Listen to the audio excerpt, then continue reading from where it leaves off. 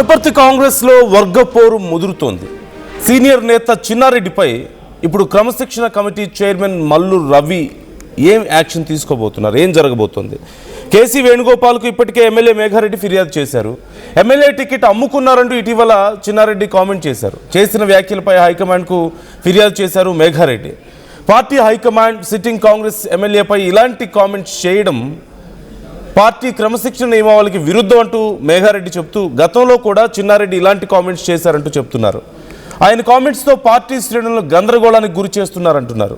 ప్రజల్లోకి తప్పుడు సంకేతాలు వెళ్తాయి అని చిన్నారెడ్డిపై క్రమశిక్షణ చర్యలు తీసుకోవాలంటూ మేఘారెడ్డి చెప్తున్నారు. ఇప్పటికే మేఘారెడ్డి చేసినటువంటి ఫిర్యాదుకు సంబంధించిన ఆ లెటర్ కూడా నేను ఇప్పటికే మీకు చూపిస్తున్నాను. సో ఇలా కామెంట్స్ చేయడం వల్ల పార్టీకి నష్టం జరుగుతోంది, అసలు ఇలా ఎమ్మెల్యే మీద కామెంట్స్ చేయడం చాలా దారుణమైన విషయం అంటూ ఆ లెటర్లో కంప్లైంట్ చేయడం మనకు కనిపిస్తుంది. చర్యలు తీసుకోవాలని కూడా కోరుతున్నారు. ఈ నేపథ్యంలో అసలు చిన్నారెడ్డి ఏమన్నారు ఒకసారి చూద్దాం. జవహర్లాల్ నెహ్రూ గారు, సుభాష్ చంద్రబోస్ గారు, వల్లభాయ్ పటేల్ గారు, మౌలానా అబ్దుల్ కలాం ఆజాద్ గారు, బాబాసాహెబ్ అంబేద్కర్ గారు, బాబు జగజీవన్ గారు, ఇలాంటి పెద్ద వాళ్ళ ఆధ్వర్యంలో వాళ్ళ ప్రాణాలు, వాళ్ళ మానాలు, వాళ్ళ ఆస్తులు, వాళ్ళ సుఖాలు అన్ని వదులుకొని దేశాన్ని స్వాతంత్రం తేవడం జరిగింది. 80 సంవత్సరాలు పూర్తయినాయి. ఒకనాడు కేవలం 2% అక్షరాస్యత ఉండేటువంటి భారతదేశం ఈరోజు దాదాపుగా 74% అక్షరాస్యతకు చేరుకుందనేటువంటి మాట కూడా మీతో తెలియజేస్తున్నాను. మన తెలంగాణ రాష్ట్రంలో 64, కేరళలో పక్కన ఉండేటువంటి రాష్ట్రంలో 90% అక్షరాస్యత సాధించాం, అభివృద్ధి సాధించాం. ఇదంతా స్వాతంత్రాన్ని పోరాడినటువంటి కాంగ్రెస్ పార్టీ స్వాతంత్రం వచ్చిన తర్వాత భారతదేశ అభివృద్ధికి పాటుపడినటువంటి కాంగ్రెస్ పార్టీ నాయకులు తప్ప ఇంకో కారనేటువంటి మాట కూడా నేను సవినీయంగా మనం చేస్తా ఉన్నాను.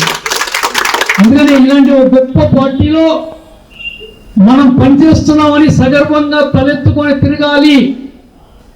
10 మందికి మన పార్టీ యొక్క గొప్పతనం, మన పార్టీ చేసిన పనులు, రేపు చేయబోయే పనులు మనం సగర్వంగా అందరికీ వివరించాలనేటువంటి మాట మీ అందరికీ నేను సవినీయంగా మనం చేస్తున్నా. ఈరోజు అధ్యక్షుడిగా గోపాల్పేట మండలం నా సొంత మండలం. అలాంటి మండలంలో నరహరి గారిని ఎస్సీ కులాల్లో ఒక ఉపకులం అయినటువంటి బుడుగ దంగాల కులానికి చెందినటువంటి వ్యక్తి మన నరహరి గారు. వారు కూడా ఎస్సీఏ. అలాంటి వ్యక్తికి మనం ఈరోజు ఈ మండల కాంగ్రెస్ పార్టీ బాధ్యతలు అప్పచెప్పినాం. వారితో పాటు శేఖర్ గారు ఒక బీసీ నాయకుడు, శాంతన్న గారు ఇంకో ఎస్సీ నాయకుడు, రాజేశ్వర రెడ్డి గారు ఒక రెడ్డి, వీళ్ళందరూ కూడా సమిష్టిగా మేము కలిసికట్టుగా పనిచేస్తాం, మండలానికి పూర్వ వైభవాన్ని కాంగ్రెస్ పార్టీకి తీసుకొస్తాం అనేటువంటి మాట వారు చెప్పడం జరుగుతుంది అనేటువంటి విషయం కూడా వారు చెప్పడం జరిగింది.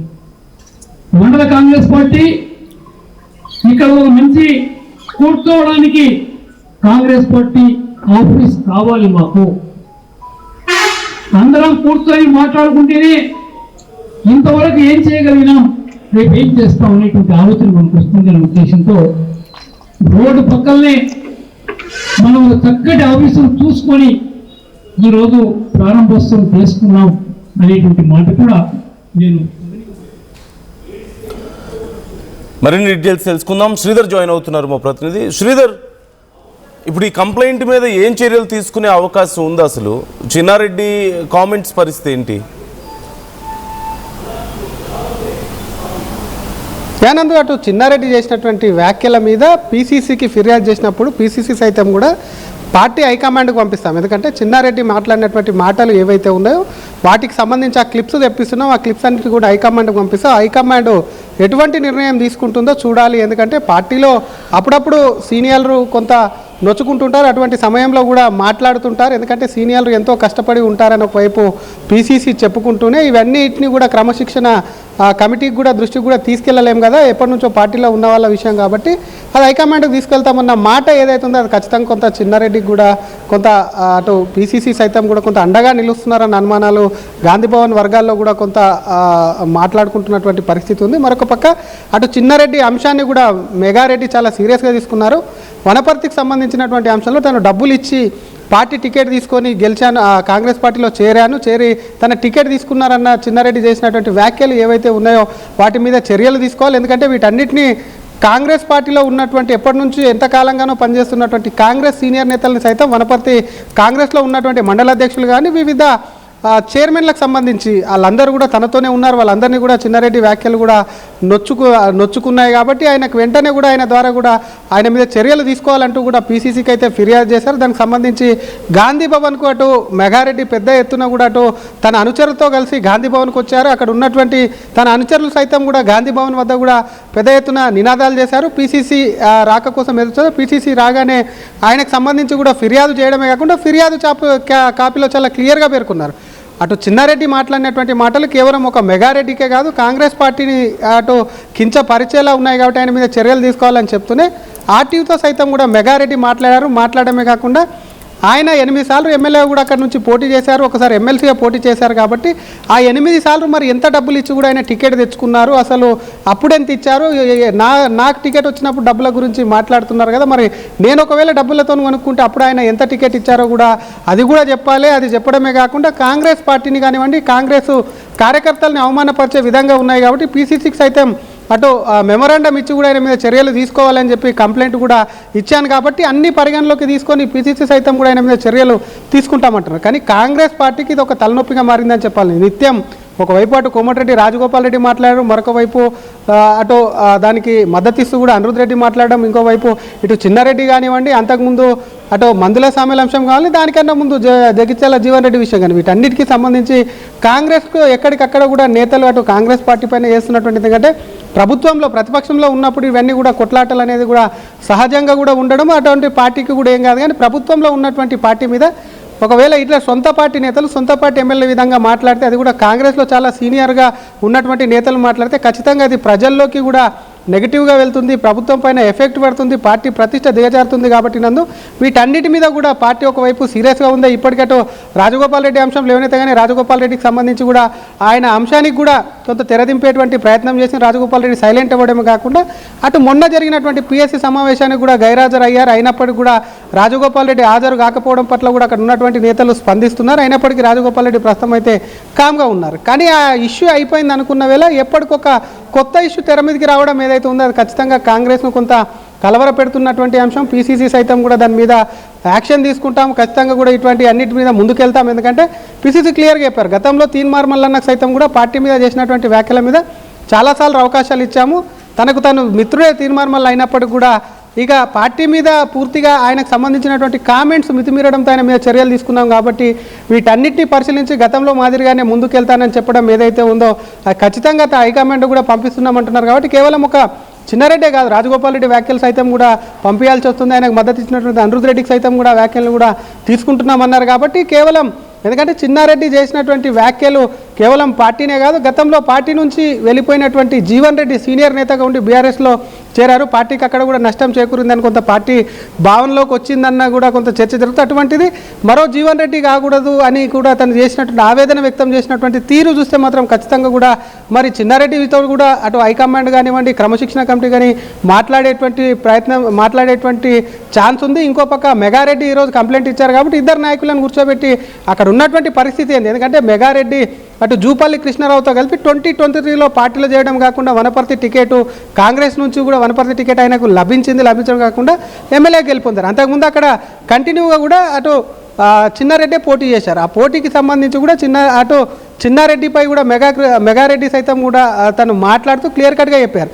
ఒకటి గతంలో 2018లో అటు వనపర్తిలో నిరంజన్ రెడ్డికి టికెట్ వచ్చినప్పుడు బీఆర్ఎస్ నేతలు సంబరాలు చేసుకున్నారంటేనే చిన్నారెడ్డి అక్కడ ఎంత వీక్ అయిపోయిందో, లోపాయికర ఒప్పందంతో ఏ విధంగా ముందుకు వెళ్తున్నారో కూడా అక్కడ క్లియర్ కట్గా అర్థమైపోయింది. కాబట్టి అటువంటి తరుణంలో పార్టీకి తనకు టికెట్ ఇచ్చింది, టికెట్ ఇవ్వడం కాక అక్కడ ఉన్నటువంటి కాంగ్రెస్ కార్యకర్తలు నమ్మకంతో తనను గెలిపించారు. కాబట్టి చిన్నారెడ్డి మాటలు ఖచ్చితంగా కూడా యాక్షన్గా తీసుకోవాలంటూ కూడా ఆర్టీయూతో మాట్లాడారు. మరొక పక్క చిన్నారెడ్డికి సైతం కూడా నిన్న మాట్లాడిన అనంతరం కూడా పార్టీ కొంత సంప్రదించేటువంటి ప్రయత్నం చేసింది. ఆయన అక్కడ కాంగ్రెస్ పార్టీ ఒక కార్యాలయం ఉన్న ఇంకో కార్యాలయం ఓపెన్ చేశారంటూ కూడా మెగారెడ్డి మాట్లాడారు. కాబట్టి చిన్నారెడ్డితో కూడా పార్టీ మాట్లాడినట్టు సమాచారం. ఆయన మొన్న మాట్లాడినటువంటి మాటలను కూడా ఎక్కడ మళ్ళీ రిపీట్ చేయలేదు. ఎవరితో మాట్లాడేందుకు కూడా కొంత మీడియాతో సైతం కూడా ఆయన మీడియాను సైతం కూడా దూరం పెడుతున్నారు. మీడియాతో మాట్లాడడానికి ఇష్టపడట్లేదు కాబట్టి చిన్నారెడ్డికి సైతం కొంత హైకమాండ్ నుంచి మాట్లాడినట్టు సమాచారం. కానీ మెగారెడ్డి దానికి సంబంధించి ఎందుకంటే తను పరువు ప్రతిష్ట కేవలం తను ఒక్కనే కాదు, ముఖ్యమంత్రిని సైతం కూడా చిన్నారెడ్డి అవమానపరిచే విధంగా, కాంగ్రెస్ పార్టీని అవమానపరిచే విధంగా ఉన్నాయి. కాబట్టి ఒక సీనియర్ నాయకుడు అయినప్పటికీ 8 సార్లు టికెట్ ఇచ్చింది, 40 ఏళ్ల రాజకీయం అంటున్నారు. కాబట్టి వాటన్నింటినీ కూడా దృష్టిలో పెట్టుకోవడమే కాకుండా ప్లానింగ్ కమిషన్ వైస్ ప్రెసిడెంట్గా కూడా తను, వైస్ చైర్మన్గా కూడా తను ఉన్నారు. కాబట్టి దానికి సంబంధించి కూడా ఎందుకు చిన్నారెడ్డి ఇంత అంకాసు వెళ్ళగలుగుతున్నారో వాటన్నిటికీ కూడా జవాబు చెప్పాలి అంటూ కూడా మరి పీసీసీకి అయితే ఇచ్చారు. పీసీసీ సైతం కూడా మెగారెడ్డి నుంచి తీసుకున్నటువంటి క్లిప్స్, చిన్నారెడ్డి మాట్లాడినటువంటి క్లిప్స్, మెగారెడ్డి నుంచి వచ్చినటువంటి కంప్లైంట్స్ అన్నింటినీ కూడా పైకి పంపిస్తామంటున్నారు. కానీ పైకి పంపిస్తామంటున్నారు. ఇటువంటి అన్ని కాంగ్రెస్ అధికారంలో ఉంది. ఒకవైపు ఎమ్మెల్యేలు ఫండ్స్ కోసం కొట్లాడుతున్నారు, ఇంటర్నల్గా వార్ జరుగుతుంది. మరొక వైపు మంత్రులకు ముఖ్యమంత్రికి మధ్య కూడా పెద్ద ఎత్తున కోల్డ్ వార్ జరుగుతుందంటూ కూడా కాంగ్రెస్లో ప్రచారం. ఇటువంటి తరుణంలో సీనియర్ నేతలు ఇట్లా బహాటంగా వచ్చి కామెంట్స్ చేయడం ఏదైతుందో ఖచ్చితంగా కూడా పార్టీకి నష్టం చేకూరుతుంది. పార్టీ ప్రతిష్ట దెబ్బతింటుంది. కాబట్టి కూడా చెక్ పడాలంటే నేతలు ఇప్పుడు చిన్నారెడ్డి, మేఘారెడ్డి, రాజగోపాల్ రెడ్డి, ఇంకో పక్క ఇలా చాలామంది సీనియర్ నాయకులు, కొండ ఫ్యామిలీది ఒక పక్క ఇష్యూ నడుస్తుంది. ఇలా మీరు చెప్పినట్లుగా చాలామంది సీనియర్ నాయకుల మధ్యలో ఉన్న లోకలోకలు బయటపడుతూ ఉన్నాయి, మందుల సామేలు కానీ. మరి వీళ్ళందరూ ఇన్ని గందరగోళాల మధ్య అసలు ఏం జరుగుతుంది? కాంగ్రెస్లో సమస్య ఎక్కడొస్తుంది?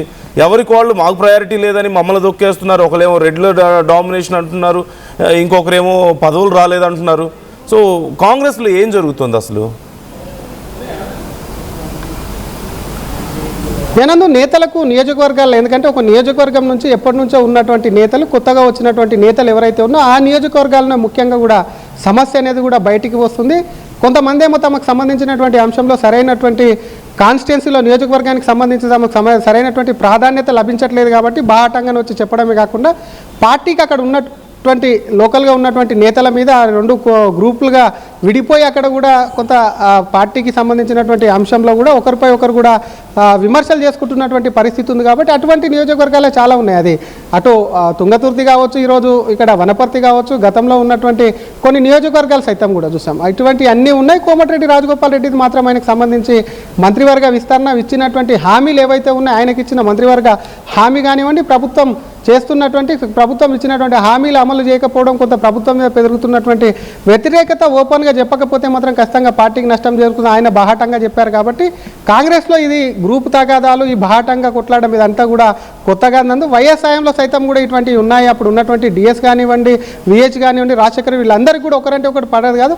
అయినప్పటికీ ఎలక్షన్ మూమెంట్లో కలిసిపోతారు. కాబట్టి కాంగ్రెస్ కల్చర్ ఇదంతా సహజమని చెప్తున్నప్పటికీ ప్రస్తుత తరుణంలో, ఎందుకంటే ఇతర పార్టీల నుంచి ప్రస్తుత తరుణంలో బీజేపీ కానివ్వండి, అటు ఉన్నటువంటి బీఆర్ఎస్ కానివ్వండి, కొంత రాష్ట్రంలో ఉన్న బీఆర్ఎస్ కానివ్వండి కొంత క్రమశిక్షణతో ఉంటాయి. కాబట్టి ప్రస్తుత రాజకీయ పరిస్థితుల్లో కాంగ్రెస్ ఇటువంటి వాటికి చెక్ పెట్టకపోతే ఖచ్చితంగా కూడా కొంత నష్టం చేకూరుతుంది. ఎందుకంటే కాంగ్రెస్లో ఈ గ్రూప్ తగాదాలు ఇవన్నీ వాళ్ళు సహజమని చెప్తున్నప్పుడు లోపల మాత్రం కొంత భయం అనేది కూడా గాంధీభవన్ వర్గాల్లో ఇటు రాష్ట్ర పార్టీ నాయకత్వంలో కనిపిస్తుంది. కాబట్టి డెఫినెట్గా వీటన్నిటికీ, ఎందుకంటే ఒక పార్టీ నాయకుడికి సంబంధించినటువంటి అంశంలు ఇటువంటి వచ్చినప్పుడు వాటన్నిటికీ ఫుల్ స్టాప్ పెట్టకపోతే అల్టిమేట్గా పార్టీ మీద ప్రభావం పడుతుంది. కాబట్టి వీటన్నిటిని పరిగణన తీసుకోదు. కొత్త పాత కానివ్వండి, మరొకవైపు ఎమ్మెల్యే ఉన్న చోట ఎమ్మెల్యేలు కాకుండా ఇతర నేతలు సైతం కూడా వారికి సంబంధించి కూడా కొంత ప్రయారిటీ ఇచ్చేలా నిన్న చూసామట. ఆదిలాబాద్లో జిల్లాలకు సంబంధం కూడా బాహాటంగానే అక్కడ ఉన్నటువంటి ఏఐసిసి సెక్రటరీ ముందే చాలా బూతులు కూడా మాట్లాడుకున్నటువంటి సిచ్యువేషన్ ఉంది. కాబట్టి వీటన్నిటిని కూడా ఏఐసిసి మరొక వైపు క్రమశిక్షణ కమిటీ అబ్జర్వ్ చేస్తుంది. కాబట్టి వీటికి చెక్ పెట్టేందుకు కూడా సిద్ధమవుతుంది. ఇటువంటి అన్ని పెరుగుతుంది. మరి కాంగ్రెస్ పార్టీకి తలనొప్పి. కాబట్టి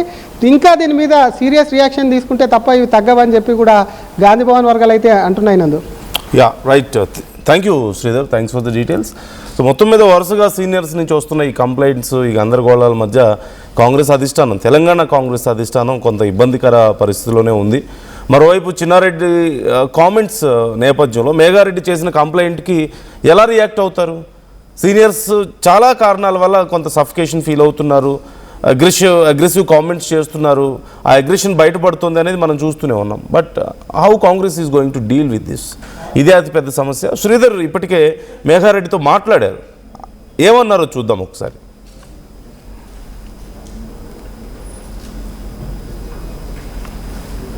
మాజీ మంత్రి నిన్న చిన్నారెడ్డి చేసినటువంటి వ్యాఖ్యల మీద పీసీసీకి అటు తుడి మెగారెడ్డి వనపర్తి ఎమ్మెల్యే కూడా ఫిర్యాదు చేశారు. ఏం ఫిర్యాదు చేశారు, ఎటువంటి చర్యలు కోరుతున్నారు, ఒక్కసారి ఎమ్మెల్యే గారు మాట్లాడించేటువంటి ప్రయత్నం మీద.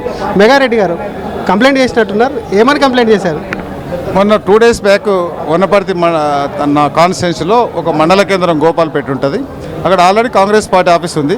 రెండో ఆఫీస్ ఓపెన్ చేయడానికి పోయి దీనికి అంతా తెరదీసి అనుచిత వ్యాఖ్యలు చేసిండు కాబట్టి ఇక్కడ వరకు రావాల్సి వచ్చింది.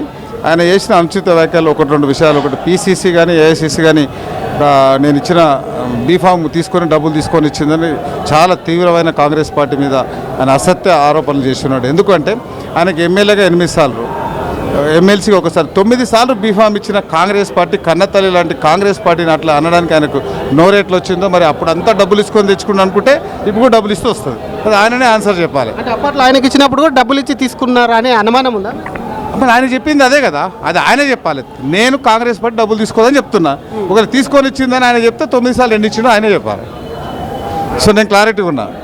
నేను అట్లా పార్టీ మీద నేనేం నిందలేయట్లే. నిందలు వేసినానే చెప్పాలి, అది తప్పు అని చెప్తున్నాం.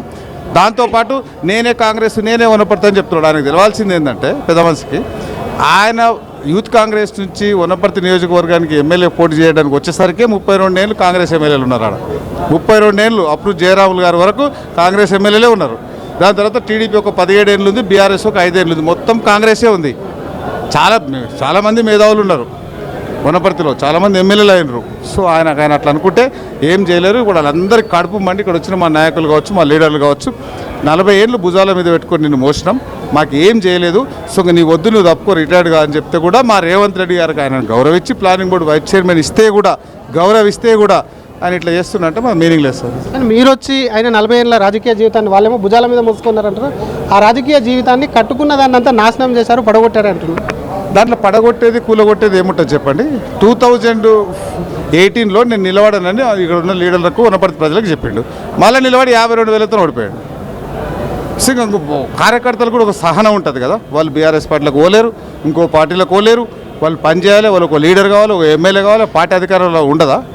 సో వాళ్ళు మార్పు కోరుకున్నారు. సర్వేల ప్రకారం ఒక ఎగ్జాంపుల్ చెప్పాలంటే బీఫామ్ వచ్చింది, సెకండ్ లిస్ట్లో ఆయన చిన్నారెడ్డి గారి పేరు వచ్చింది. వచ్చినప్పుడు ఆయన రాలే వనపర్తికి, బీఫామ్ తీసుకొని పటాకులు కాల్చడానికి రాలే, బీఆర్ఎస్ వాళ్ళు కాల్చారు, పటాకులు కాల్చారు వనపర్తిలో.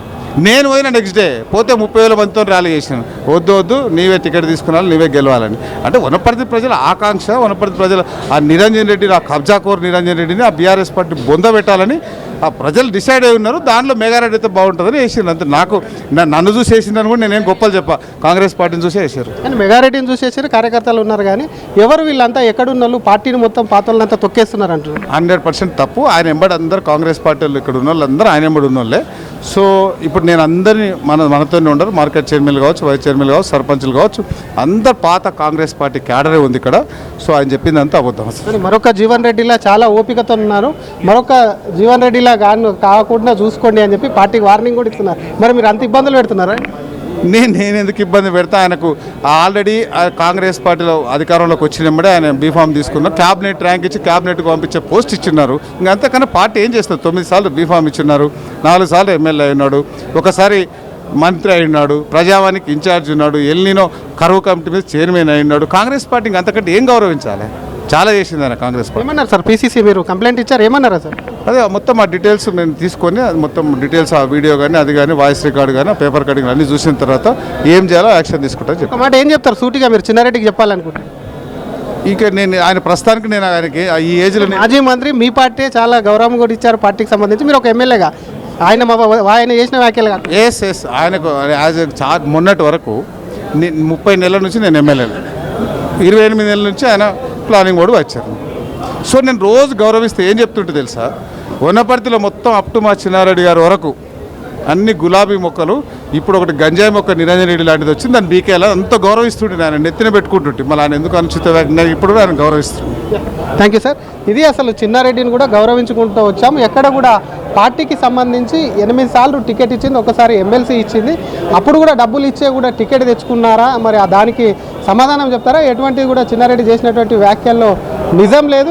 అటు పార్టీ ఆదేశిస్తే అక్కడి నుంచి పోటీ చేశాను, అసలు కాంగ్రెస్ పార్టీని అవమానపరిచే విధంగా కూడా చిన్నారెడ్డి వ్యాఖ్యలున్నాయి కాబట్టి అటు పీసీసీకి ఫిర్యాదు చేశాను. ఆ ఫిర్యాదు మీద పూర్తి స్థాయిలో విచారణ జరిపి ఎవరిది తప్పు ఎవరిది ఒప్పు అన్న దాని మీద కూడా విచారణ జరిపిన అనంతరం కూడా చర్యలు తీసుకుంటామని చెప్పి పీసీసీ హామీ ఇచ్చారని చెప్పి కూడా వనపర్తి ఎమ్మెల్యే తుడి మెగారెడ్డి అంటున్నారు. కెమెరామెన్ గజబ్తో శ్రీధర్, RTV, హైదరాబాద్. టోర్నమెంట్ ముందు పెయింట్ ఎలా చేస్తాం,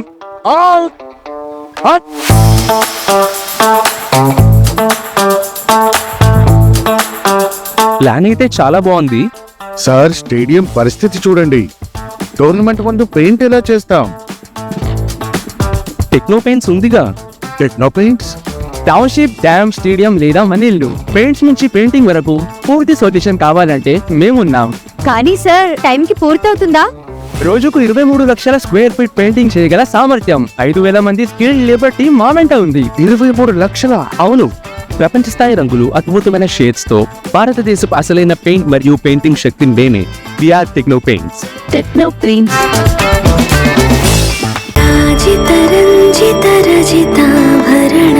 Pure in its form with grace made noble.